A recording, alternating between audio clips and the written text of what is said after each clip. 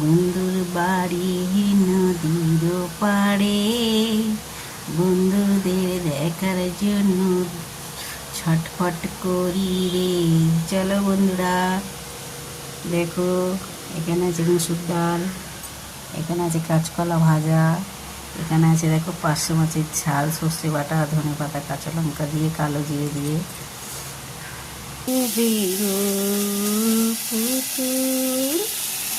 দেখো বন্ধুরা, এখানে লাউ দিয়ে বড়ি দিয়ে আছে, এখানে আছে সাদা আলুর তরকারি।